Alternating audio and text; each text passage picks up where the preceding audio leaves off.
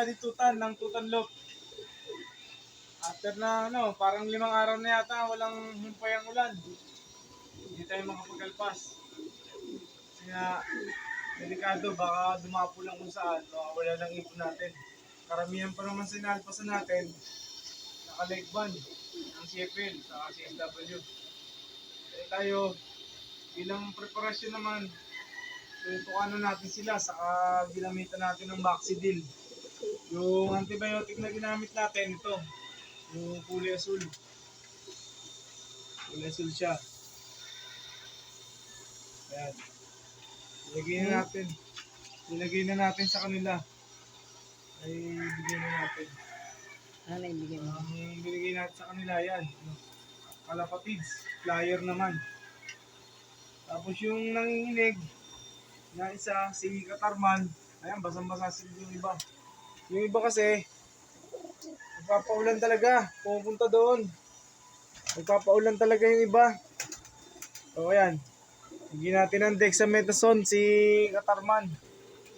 Hindi po kino-commercial to ha. Maganda rin po to sa tao na masama pakiramdam. Kaya tinitira ko to. Nainom ako isa nito bago matulog. Dapat may laman tiyan. Maganda to. Ang ating mag-iibon, ayan, ganyan. Ayan hindi ko alam ang kondisyon ng itlog ni Jerica kasi parang may ampias doon. Titingnan na natin. Ito si Baba, asawa ni Jerica. Tingnan natin.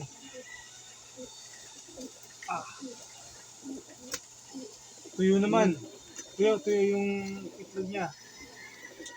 Kaya hindi nakakatakot. Ayan, sige, dyan ka. Kaya mga ibon natin, parang mga basang sisim. Pero yung iba tuyong-tuyo. Kasi nga, yung iba naliligo talaga sila. Naliligo sa ulan. Tapos yung isang painuman natin na pinuno natin ng Nutri-Tubig, nag-swimming din yung iba. Kaya ngayon, sila dito, yan. Sino to? Si Jerica. Jericho. Binigyan ko yan ng binigyan ko siya ng gamot kanina. Tapos yung ibang ibon natin, 5. Ayaw naman bumaba. Tinawag ko na, binuksan ko na yung flyer. Nag-open na siya para open na muna dito para magsipasok sila rito. Nahirapan si Daddy Tutan lumakit eh. Alam niyo na, natanda na rin. Saka delikado po talaga. Kung umakyat doon, dahil liyero yun, tapos naiksi yung hagdanan. Parang ayaw ako paakitin ng langit. Nahirapan ako. No. Si Papa G bahala sa akin. Si Papa G, regardless sa mga relihiyon natin dyan, siya po ang Katoliko, kaya kung anumang pawaltayan natin, kung anumang sinusunod natin sa ating relihiyon, hindi ko tayo doon, nakakontak doon. Meron din mga fanciers dyan na naglalaro na Islam. What I mean, iba talaga sa puso nila ang pagkakalapate. Ganyan po kahirap. Yung ating puno dyan, nabali. Ayun. Yun, nabali yung puno sa lakas ng hangin. Itong ating mga ibon, so far, nakikita ko, yung mga little bit shaky, binigyan natin ng gamot. Kaya hindi na sila delikado sa sa putik. Dahil nakaangat na sila. Yun namang ating mga ibon sa taas, bababa yun for sure. Hindi ko sila pinakain. Para dito sila kumain. Ayaw bumaba. Bahala sila mag-hunger strike kung gusto nila. Pero hindi yun, bababa po talaga sila rito. Dahil sigurado, makakaramdam sila ng gutom. Ito naman natin si Luis. Ayan tuyong-tuyo. Mukhang inukursunada pa si Ayan, nakahanap na ng pugad si Luis.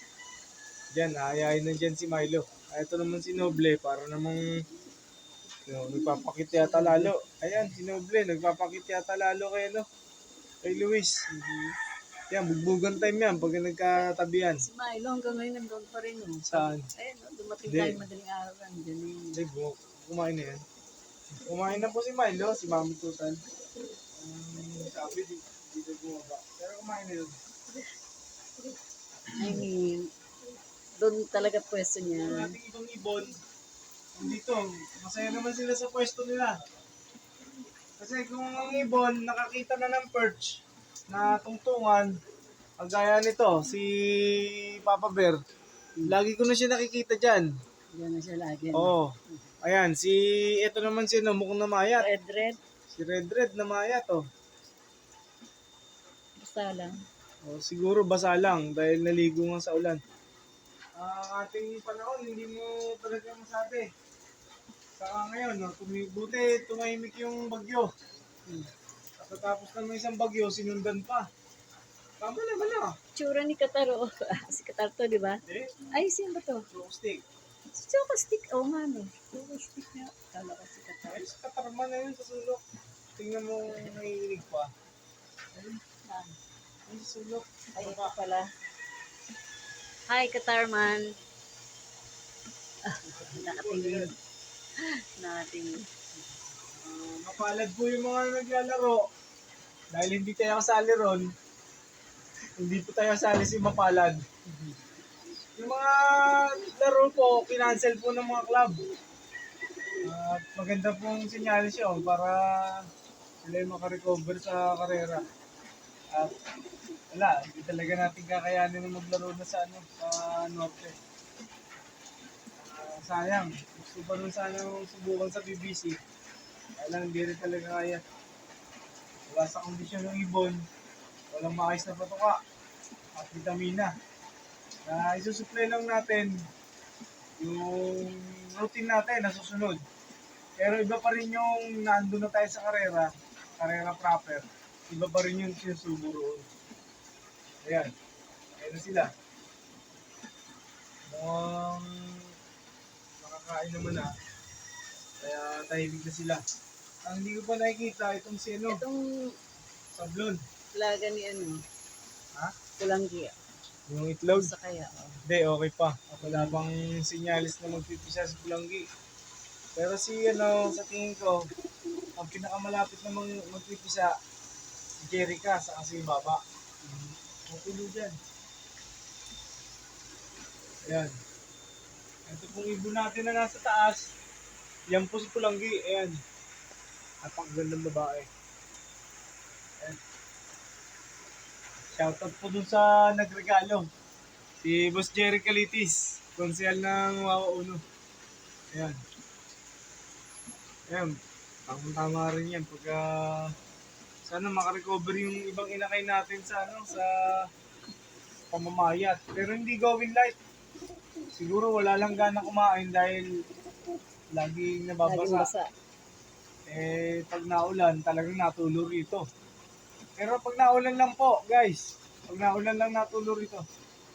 Ang ating ibon na si Berta, ayun, kasama yung kanyang anak. Hindi ko alam kung ano papangalan ko rito eh.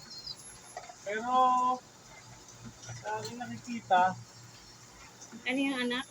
anak niya ni Luis. Luis at saka Milo. Si Milo. Ito po siya.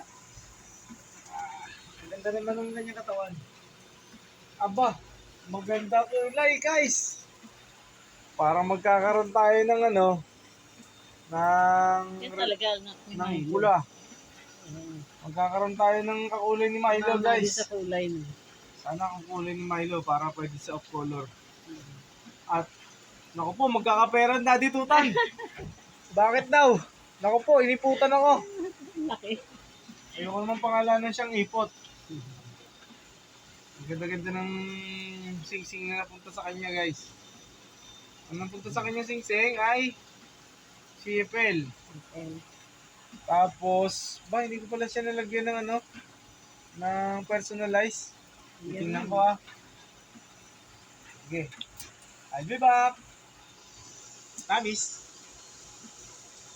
Ito po guys. Ang anak ni Milo, sa ni Luis, parang bagay sa kanya, Milo. Yan. Siya si Milo na. Si Milo. Pwede yung Luna. Bakit Luna? Milo na. Joke lang.